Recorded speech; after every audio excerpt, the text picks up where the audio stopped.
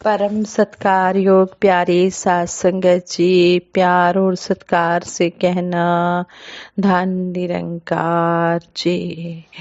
तेरी पूजा याद रहे, तेरी इबादत याद रहे, बख्श लो सतगुरु माता जी, बख्श लो सतगुरु माता जी।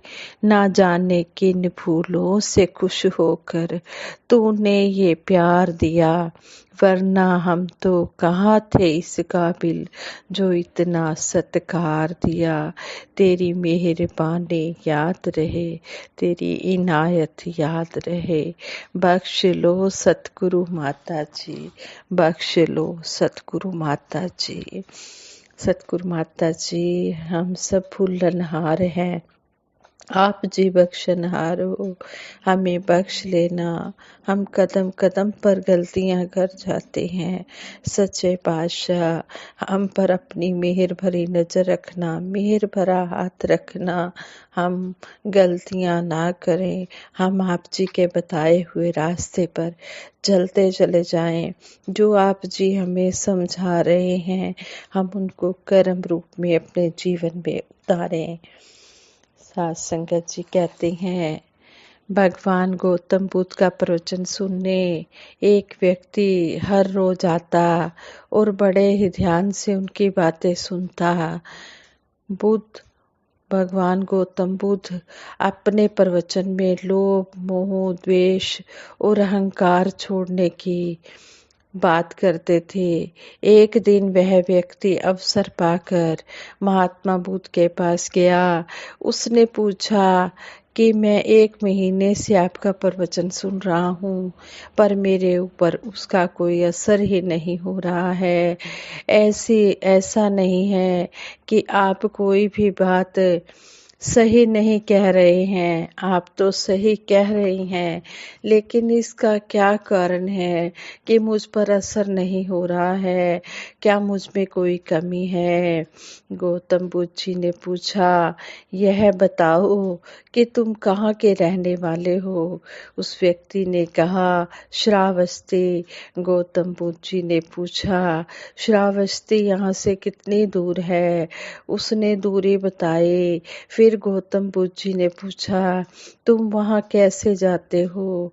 उस व्यक्ति ने कहा, कभी घोड़े पर तो कभी बैलगाड़ी में बैठकर जाता हूँ।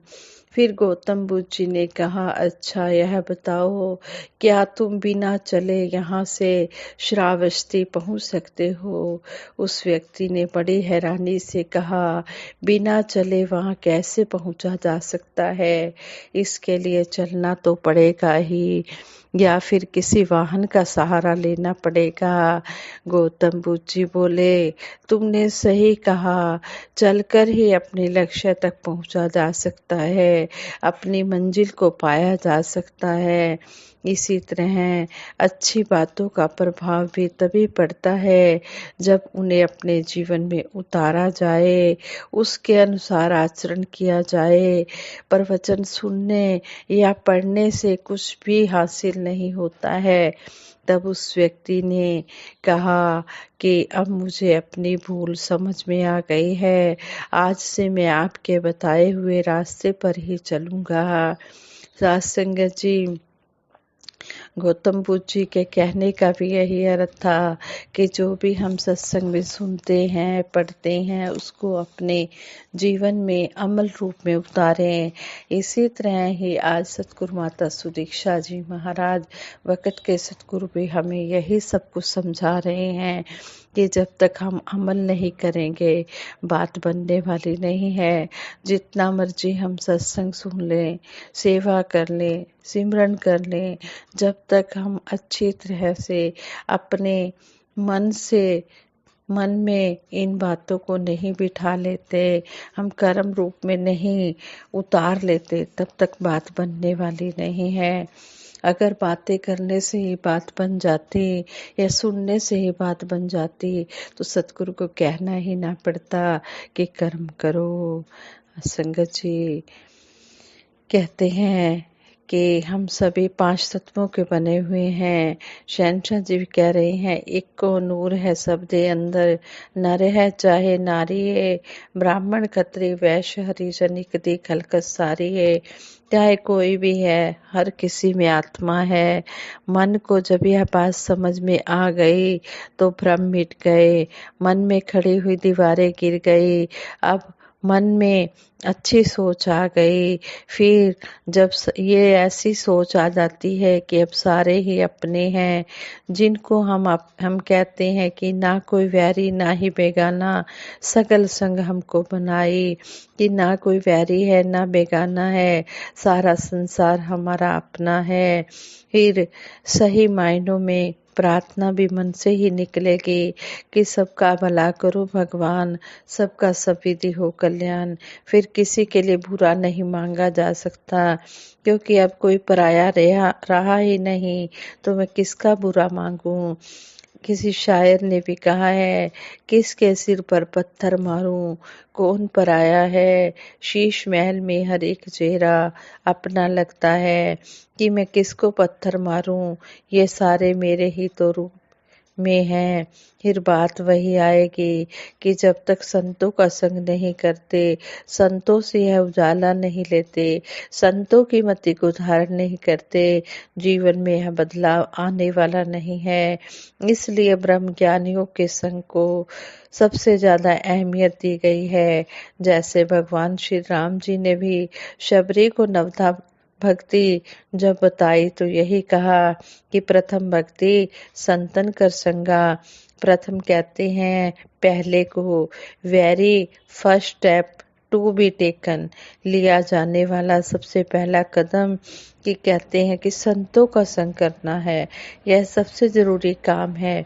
इसलिए जब संतों का संग मिल गया तो फिर ऐसी प्राप्ति हमें हो गई जिसके कारण हमारे मन में उजाला हो गया। संतों के संग की यह बहुत बड़ी विशेषता मानी गई है।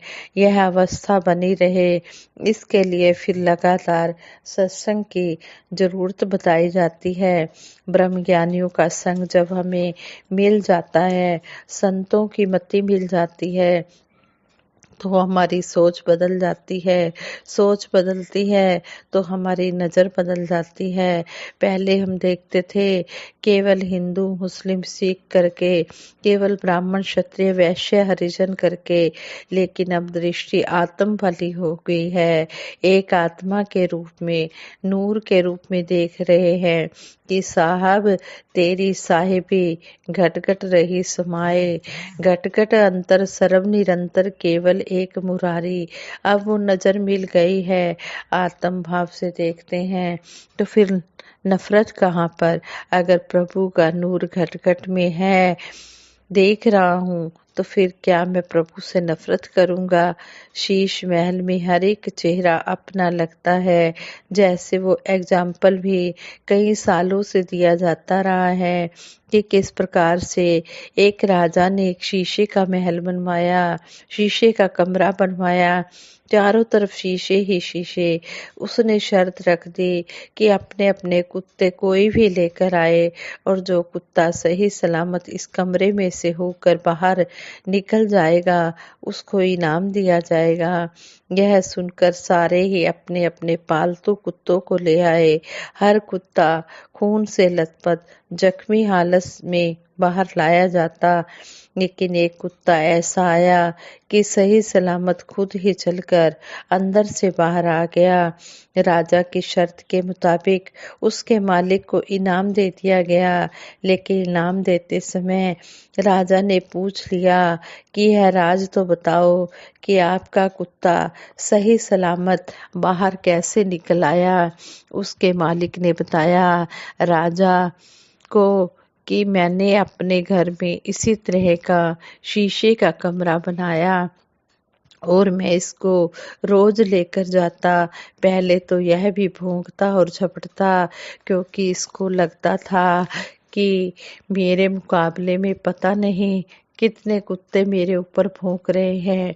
जैसे जैसे मैं इसको रोज लेकर आता रहा, इसको बात समझ में आ गई कि जितने भी शीशे में अक्स नजर आ रहे हैं, परछाइयाँ नजर आ रही हैं, ये मेरे ही अक्स हैं, मेरी ही परछाई हैं। तो झपटना इसने बंद कर दिया। तो इसलिए जब बात समझ में आ गई तो नजर बदल जाती है। इसलिए कहा है जैसी दृष्टि वैसी सृष्टि। जब हमारी नजर बदल जाती है तो उसी नजर से हम देखते हैं। तो इसलिए कहा है ज्ञान अंजन गुर दिया, अज्ञान अंधेर विनाश। हर ज्ञान अंजन गुर दिया, अज्ञान अंधेर विनाश। के ये ज्ञान रूपी रोशनी हमें सतगुरु ने दे और अज्ञानता का अंधेरा खत्म हो गया। ज्ञान उजाला पाने के लिए ही महापुरुष संत जन प्रेरणा दे रहे हैं कि मन यह बात जब जान गया तो फिर वैर ईर्ष्या नफरत का भाव नहीं रहा। फिर चाहे श्री राम जी, फिर चाहे राम कह लो, चाहे अल्लाह, चाहे ईश्वर, चाहे गॉड कह लो, नफरत का भाव मन में पैदा नहीं होगा, क्योंकि वह जान गया है कबीर जी की तरह ही काशी काबा एक है राम रहीम, मैदा एक पकवान बहु बैठ कबीरा जीम। फिर इसके लिए भेदभाव मिट गया, नफरत मिट गई और प्रेम से युक्त हो गया। जब हम प्यार से जीते हैं तो औरों को भी चैन देते हैं। जो नफरत करता है वो खुद भी बेचैनी में रहता है और दूसरों को भी बेचैनी देता है। लेकिन जो संत जन महापुरुष होते हैं वो खुद भी सुकून से जीवन जीते हैं और औरों को भी सुख चैन प्रदान करते हैं। इसलिए कबीर जी ने भी कहा है, पोथी पढ़ पढ़ जग मुआ, पंडित भया न खोए, ढाई अक्षर प्रेम के पढ़े सो पंडित होए। प्रेम को कितनी अहमियत दी गई है कि लव इज गॉड, कि यह परमात्मा प्रेम का ही स्वरूप है। जब परमात्मा को हमने जान लिया तो प्रेम से नाता जोड़ लिया, प्रेम से नाता जुड़ गया, यानी कि इस हृदय में प्रभु बसा, हृदय में प्रभु बस गया, प्रेम बस गया, तो फिर हम औरों के लिए भी सुख का कारण बन जाते हैं, औरों को भी फिर हम सुख चैन देने वाले बन जाते हैं। इसलिए जो मिशन का नारा है, प्यार सजाता है गुलशन को और नफरत वीरान करे, कि प्यार ही है जो गुलशन को सजाता है, संवारता है, नफरत तो उजाड़ती है। इसलिए एक प्रेम से युक्त होकर इस जीवन के सफर को हम सभी तय करें। संतों महापुरुषों की वाणी को हम समझें। ये हमें यही प्रेरित करती है कि हमने इस तरह प्यार से युक्त होकर अपना जीवन जीना है। यही सतयुग त्रेता द्वापर कलयुग में कितने ही संतों महापुरुषों गुरु पीर पैगंबरों, चाहे वो महावीर जी हो, गौतम बुद्ध जी हो, या अहिंसा परमो धर्म कहते आ रहे हों, जो समझाते आ रहे इंसानों को कि हम नफरत की तोड़कर दीवारें हम प्रेम से जीवन जिए। साथ संगत जी, इसी तरह हम सभी आनंद भरा जीवन खुद भी जिए और औरों को भी ये आनंद भरा जीवन जीने के लिए प्रेरणा दे और इस संसार में हम अमन चैन फैलाएं, इस संसार को स्वर्ग बनाएं। दातार सभी को दुनियावी सुख भी प्रदान करे और आध्यात्मिक शिक्षा के साथ भी जोड़ कर रखे। यही अरदास है, यही सभी के लिए शुभकामना है। साथ संगत जी, प्रेम से कहना, धन निरंकार जी।